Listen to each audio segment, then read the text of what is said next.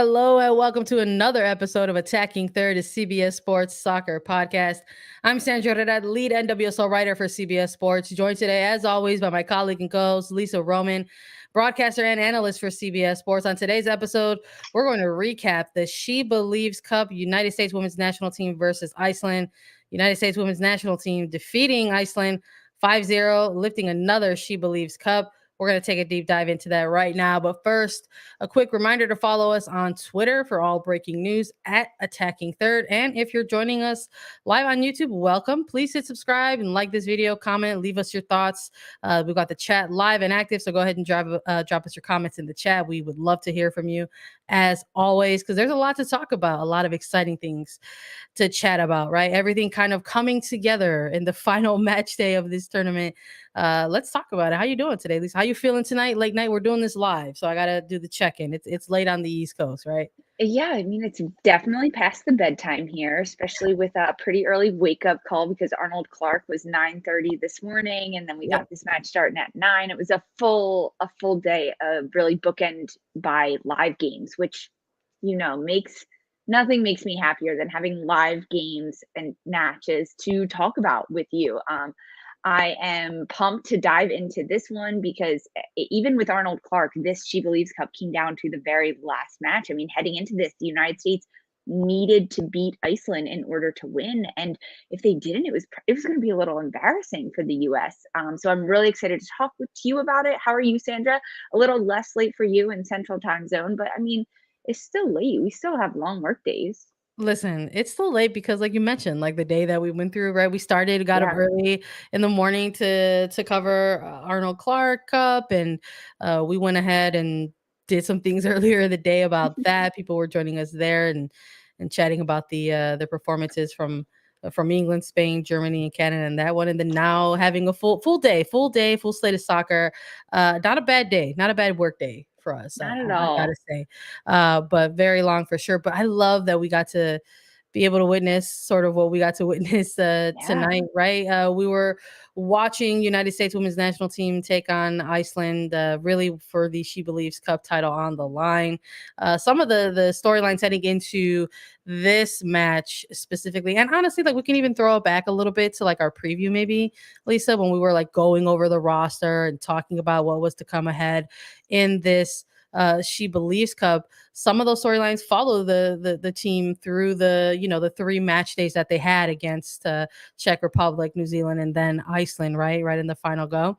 But a lot of it talking about the fact that this was a younger roster coming into play in this She Believes Cup tournament. Not a lot of the typical veterans, right, in the mix here. That this was going to be utilized by head coach Vlatko Andonovski and the remainder of the coaching staff to really try to present these opportunities, right, to these younger players, to the next gen type of players, to be able to get them in these high level environments for, more evaluation purposes. And not only that, we knew that they were going to come into this tournament directly out of the off season, right? Just out of a January camp that didn't have international friendlies and fixtures and stuff Mhm. like that. So that was kind of chasing them, I think, really through the duration of this, She Believes Cup, and maybe kind of finally getting the answers, in this last match. I loved seeing this starting lineup that dropped. Maybe we'll just start with that.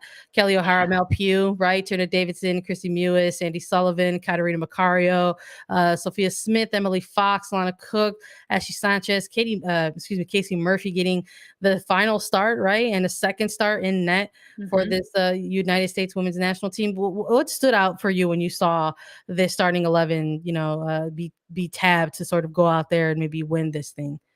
I really liked this starting 11. It was the youngest that we had seen throughout the She Believes Cup. 7 of the 11 United States starters were under the age of 25. And this is what Vlatko Andonovski needed to do during this friendly tournament. Try out these young players. That's why he brought them in. Why not give them starts? Why not give them full 90 minutes or 65 minutes of a match, majority of a game, to see how they play with each other, see how they compete. I liked. We talked about this after the second match for the U.S. The center back pairing of Tierna and Alana, but we had Alana again. This was her fifth straight start at the United States Women's National Team senior team level. It's safe to say that Black Wendenowski was truly assessing what Alana Cook could do at the center back position. I think she did phenomenal. I mean, a clean sheet tonight against Iceland is really good. I liked seeing Sanchez and Christy Mewis get the start in the midfield. This was a pairing and a duo that we talked about way back when during the January camp and even the She Believes Cup. I wanted to see Sanchez and Mewis together because they are similar styles of players in what they can do on the ball, the skill that they have, the vision of the field, and what their tendencies are on the pitch, especially in the attacking end. And he tried it out previously in the She Believes Cup, but to give them a start together and a chance there was really, really good. And I think, I mean, Mal Pugh and Sophia Smith up top. I mean, Kat Macario in the starting in the front line. There's just a lot of good things from the starting 11 that I really liked, but it wasn't too crazy from what we had seen previously in the She Believes Cup. So we knew the trends and the themes that Black Wendenowski was looking at in his players, the partnerships he was looking to form, whether it's between Mallory Pugh and Sophia Smith up top. Can they switch sides? Can they work well with Kat while she floats out to the side and even drops into the midfield? Can Ashley Sanchez move forward in the front line? And how well does Alana Cook organize in the back, whether it's alongside veterans or not, and with a lot of younger players beside her. And I think we got a lot of answers from this. Now, when you, Sandra, looked at the starting 11, what did you think? What stood out to you? What were you missing? What did you want to see a little bit more of at the start of this match? Sandra? My fault, y'all. I like that there was those 5 players who got the extra start, right, for this starting 11. I think something that has sort of been a trend with this United States women's national team, I think really no matter what era you're looking at, but more specifically in probably this last decade, is that this is a team, no matter the personnel that comes into play, that finds itself sort of getting stronger as any sort of competition goes on. Right. So then to see this final match they come into play and sort of see like, okay, who's going to be that final starting 11 that Andonovski puts out, and sort of have those 5 players kind of get those 3 consecutive starts, whether on the defensive line when we're looking at an Alana Cook or an Emily Fox, right? Or even in the attacking line with Katarina Macario and Sophia Smith. I was looking at that. I wanted to see the progression, right? In particular from those players, because that's what was being preached, right? That's what was Yeah. being talked about when it came to naming these players specifically for these rosters, the development angle, right? So here it is. Here's the scenario. It's the final match day. It's for all the marbles. It's you're playing for a title. Show us like what you got, right? And then we're not going to sugarcoat it, right, Lisa? We don't really do that here on the show. This is going to be the Kat Macario show, full stop. Heck yeah.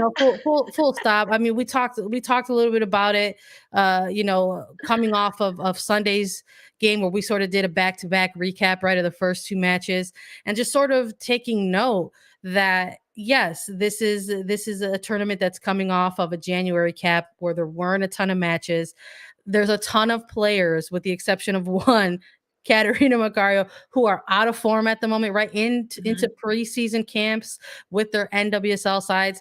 Katarina Macario, a player who's playing overseas with Olympique Lyonnais and has already been playing for weeks, right? So the form was a little bit different. So sort of seeing that, and when we're talking about the development, I think that's got to be where I really start and end with, right? Katarina Macario, sort of seeing that match day 1 to match day 3.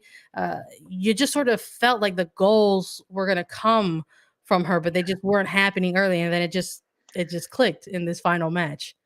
It was almost the freedom that she had allowed herself to take, I'm going to say, because Black Wendenowski wasn't limiting Kat Macario to be a striker, be that 10 and stay in that hole, be that 9 and push really high. He was giving her the freedom to do what Kat Macario does really well: pick up the ball in midfield, dribble at defenders, combine with her forwards up top, take outside shots, dribble into the box, do all of those things. But it was almost like she needed 2 matches to adjust to the national team, to the US national team, and to kind of what the players around her were going to do. She was almost taking a passive role and saying, I'm going to do and pick up the pieces that have changed. Now, in this match against Iceland, towards the second half of that first half, I'm going to say that the last 20 minutes of the first half is when we started to see Kat Macario do a little bit more of what we've seen her do with Lyon, and pick up the ball and not necessarily think,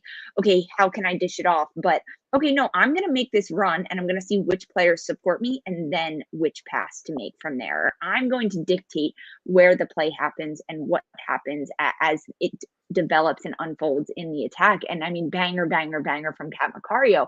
And then once that happened in the first half, it was almost like her teammates just rallied around her and said, Kat will be there for you. If you make a run wide, Mallory Pugh will cut inside and she'll fill up that center lane hole. You don't have to worry about that. It was almost like they found the rhythm as forwards into how they can feed off of each other, how they can have those overlapping runs that fill the space left behind by their teammates. It becomes not so centric on what you're doing as a player, but what are your teammates doing? And then just picking up the pieces aside from that. I mean, yeah, this has to be the Kat Macario show because she won MVP of the tournament at the end of this during the little trophy ceremony that was happening at She Believes, and so well deserved.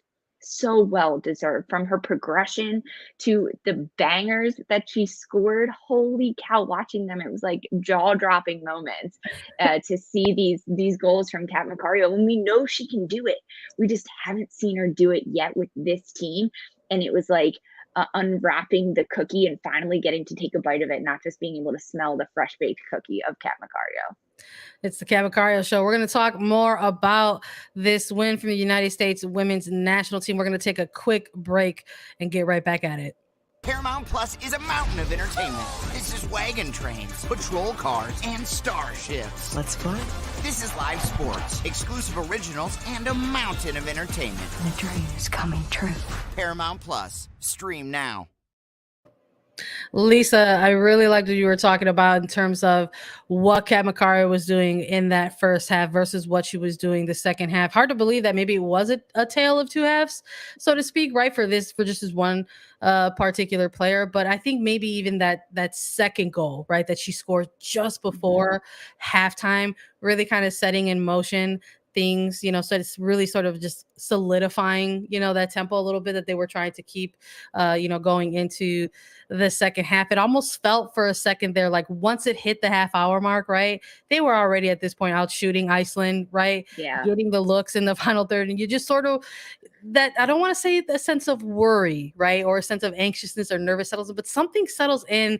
You get in your head maybe a little bit where you sort of look at how your movement is different from the opposition, right? How your opportunities look different from the opposition, and then you're a half hour or just past a half hour in, and you're looking at the score line, and it's like you haven't connected yet, right? Sometimes that can maybe go against you a little bit, right? It could go against you a little bit, and you could just sort of get in your head. So I think it's really important to maybe sort of see that this concept of patience that they were sort of preaching, right? That they kind of still stood with it, that they still kind of wanted to make sure that they didn't lose track of their game plan. I think really sort of showed things, I think, with that second goal. I loved, Mal Pugh making this driving run, right? Defenders collapsing on her, passing the ball out wide to Macario, presence of mind to just go ahead and make this ridiculous floating shot past the keeper.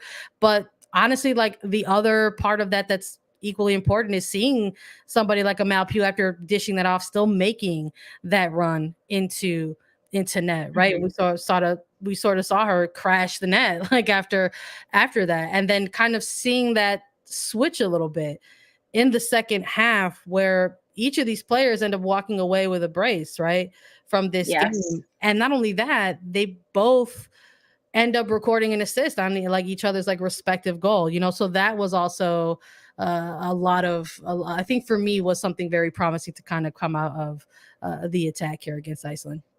I mean, there were so many promising things, and it's been preached upon and really beaten into the ground about, this is a young team, these are the kids, we got to let them play, we got to see what they're doing. And they all have so much individual skill and just raw talent.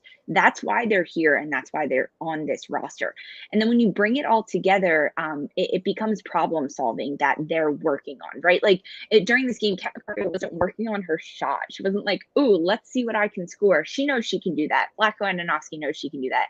Her club coach and club team in Lyon knows that she can do that. It was more, okay, how can Kat Macario work with Mallory Pugh and work with Sophia Smith and work with Emily Fox streaking down the flank?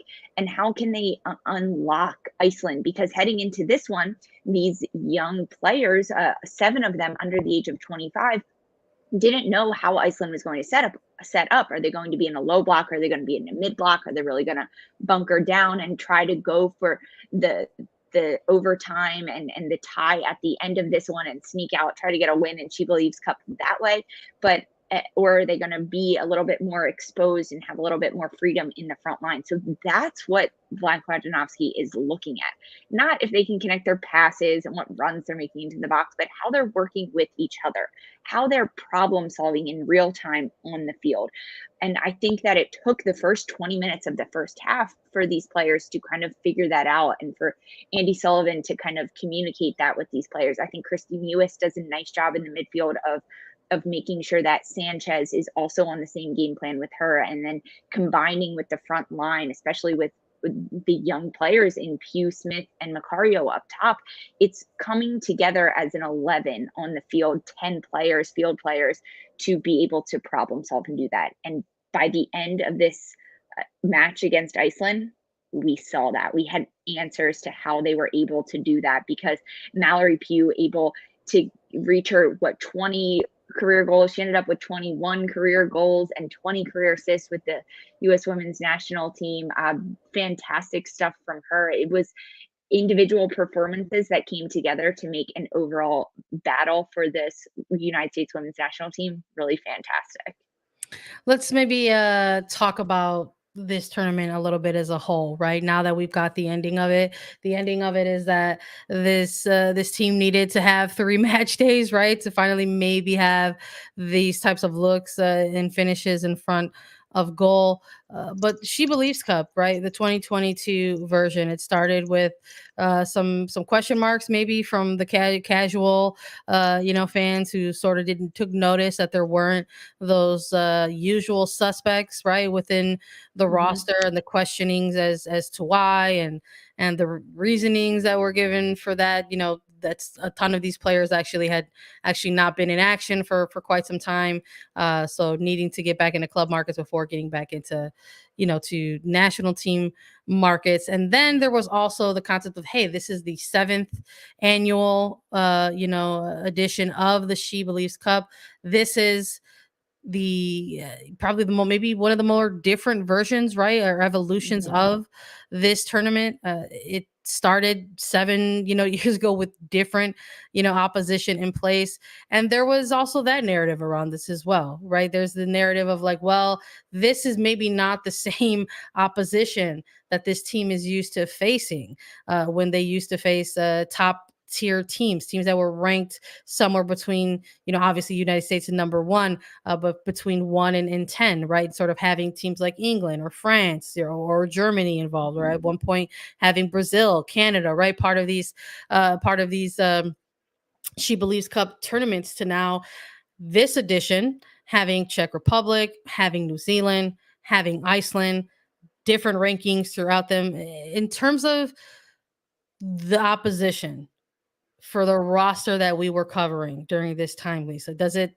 feel like it was a worthy tournament in terms of what its initial purposes were, to sort of see, get these evaluations, get these looks, or do you want to see something different for next year's edition? I mean, honestly, a test is only as hard or as effective as if it's like challenging the people that are taking the test, right? I mean, like even in school, you know this. So as a young player and looking to come into the national team, you want to be tested and you really want to be challenged. I think that the competition between Iceland, Czech Republic, and New Zealand is almost like a quiz. Can I put it that way? Yeah. It's like a mini little test for them. No, of course, if they were going up against England, Germany, any other top team, right? Like a top 10 ranked team in the world right now, that would be a bigger test because it would throw a lot more problems at these young players. It would throw a lot more different scenarios, different defensive scenarios. It would force them to make in-game changes amongst themselves without leaning on Black-Wandanowski at halftime to make any changes. It would just force them to have to think a lot harder about this. However, this is the hand that they were dealt. And so when you even looking at this match, I mean, to have all of these young starters get their start against Iceland, it was only 2-0 at halftime. And those last two goals didn't come until the end of the second half and by the same player in Kat Macario. So it still forced them to reflect on their performances and see what they could do better. But I mean, right, you always want a really hard test to be your test, because even if you get a 70, there's still so much room to improve on this one. So yeah, they won the SheBelieves Cup, but they should have won the SheBelieves Cup, right? No matter who was on the roster, if the United States wants to be one of the best teams in the world, they have to continue to do that, to play really good competition and to outperform them every single time they step on the field. Yeah, I'm with you on that. I think now that this has kind of come to its conclusion, knowing that we saw the games that we saw with the personnel in play, maybe let's take a look at things line by line, right? Something else that we did during the previewing of SheBelieves Cup is we talked a little bit about players that we wanted to see in certain positions, players that we wanted to see get starts or see extended minutes. When you're looking across the lines, whether or positions, whether it's goalkeeper or the back line, the middle third, front attacking line, what are some players or what are some things that you saw that maybe stood out or you think maybe you want to see more from? Well, Casey Murphy getting the start, 2 starts, I think says a lot about her performance and really where she stands on this national team, that she's very much in the mix. I think Alyssa Nair getting time in net was also really good, coming back from an injury. I would have liked to see Kingsbury in there. I mean, you call her up, let's see what she can do. Let's give her a lot. But I'm really happy with Casey Murphy's progression in goal and that she's making a name for herself at this international level. I think if she can continue to grow as a player and become a leader at the club level in the NWSL, the future for the national team and Casey Murphy is so incredibly bright.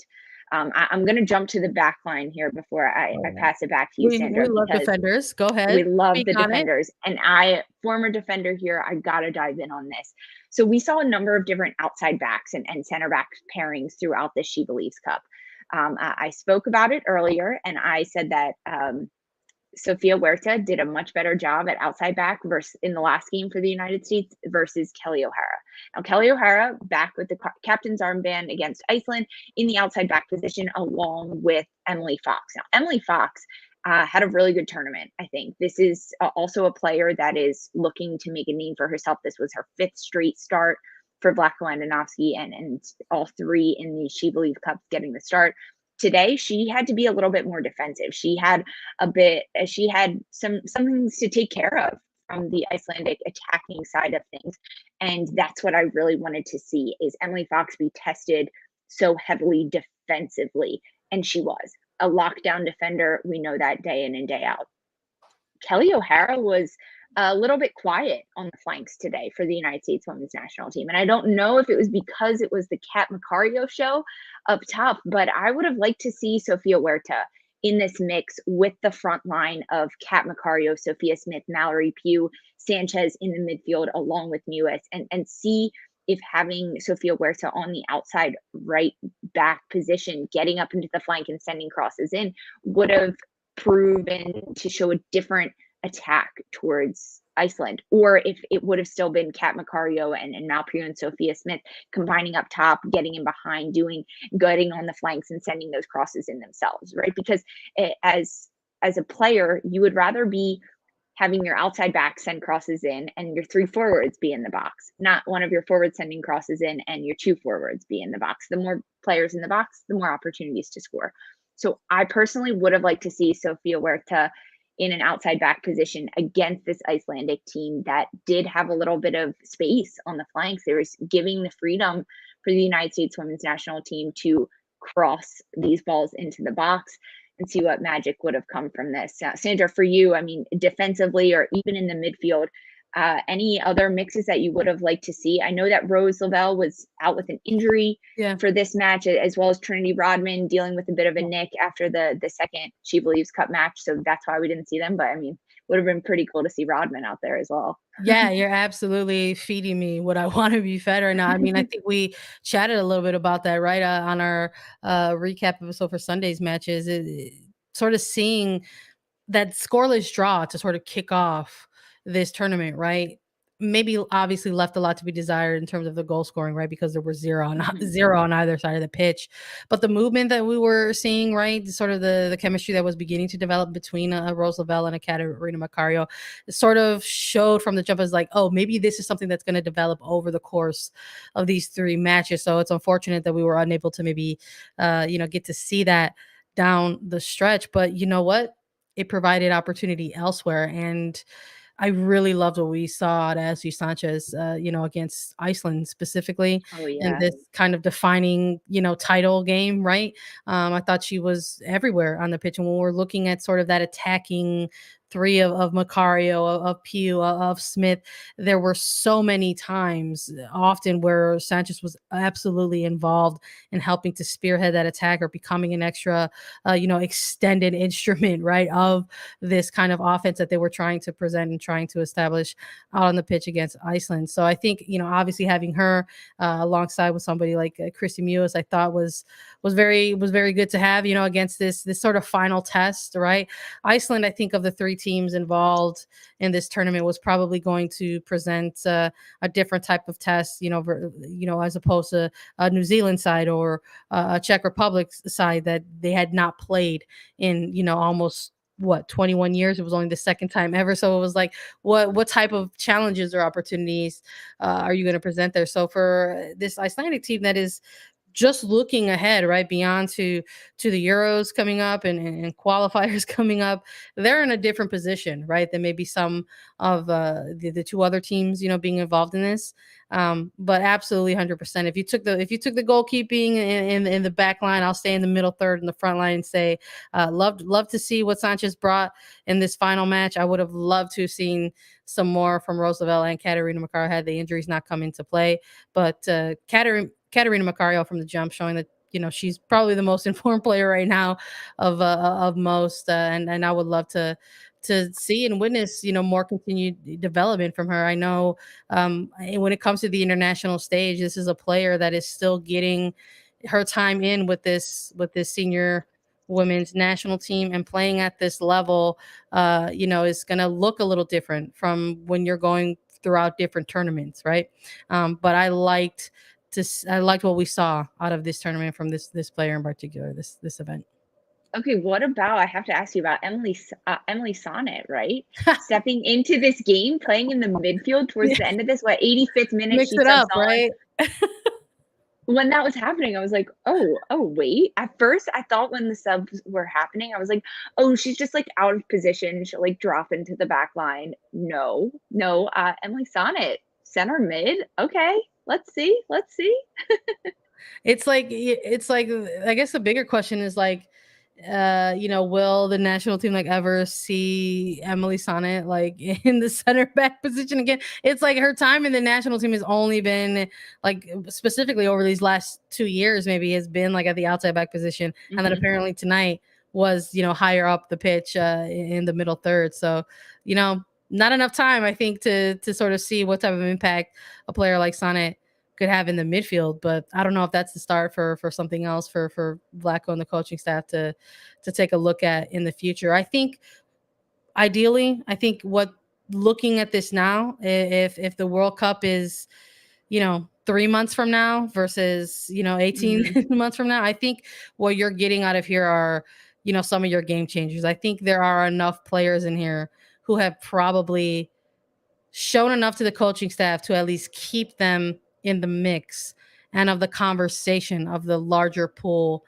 of players that they're going to continue to look at as they decide to, narrow things down and sort of make their decisions for a 23 player roster for a World Cup. And we'll see. We saw the Olympics expand in light of a pandemic, right? That's something that we're maybe I don't know. That's maybe something that we're failing to talk about here. I mean, we thought that, it was the Olympics going to be what it was, and then last minute they were like, hey, let's expand these rosters, and then you've got True. World Cup. We don't know if that's going to be in the cards as well. I mean, I hope we don't have to keep continuing an ongoing pandemic, in the year 2023. But we were also saying that, I think, in 2020, 2021, and now here we are in 2022, still talking about it. So, I mean, I think there's enough here for coaches that they probably saw from certain players that they want to keep them at the very least a part of that conversation. Completely. I mean, I think that this tournament made it Vlatko Andonovski's job incredibly difficult moving forward, because he still has other players that are potentially in the mix that didn't even get called into She Believes. I mean, Sam Ewis is in here, Lindsay Horan is in here, Alex Morgan, Kristen Press, Tobin Heath, Megan Rapinoe. There are a lot of players that are potentially still in these conversations. And then it comes down to, okay, how are you going to kind of compare them? Because even, I mean, just looking at the front line that we have, Pugh, Smith, Purse, Macario, Hatch, Purse. I mean, and then you throw in players like Alex Morgan and Kristen Press. Like, are they involved in that mix? And tonight we got to see very clearly how Pugh and Macario work very well together, how Smith and Pugh work well together. I think that the combo between Pugh and Macario was a little stronger for me. But okay, what if you throw in now Kristen Press into that front line? How is that going to work out? So, I mean, Vlatko Andonovski, prayers to you, because you have a very tough job ahead of you. I'm excited for our part of this, Sandra, because we just get to talk about it and we get to make our predictions and our wish lists for what all is going to happen.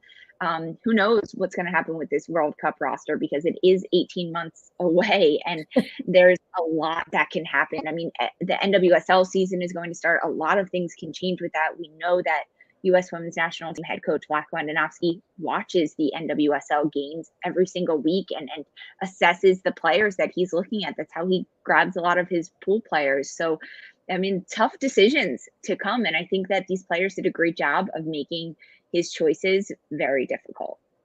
We'll see what happens next in the next international window, who gets called in, who gets left off, who's going to be involved in the mix for the next international friendlies for this national team. But it was a delight covering She Believes for what it was, and it was a 5th She Believes Cup title for the United States women's national team. So congrats to them and this young core and this sort of next generation roster who was able to get out there and get it done. We want to thank everybody so much for listening. Thank you all for joining us. We appreciate it as always.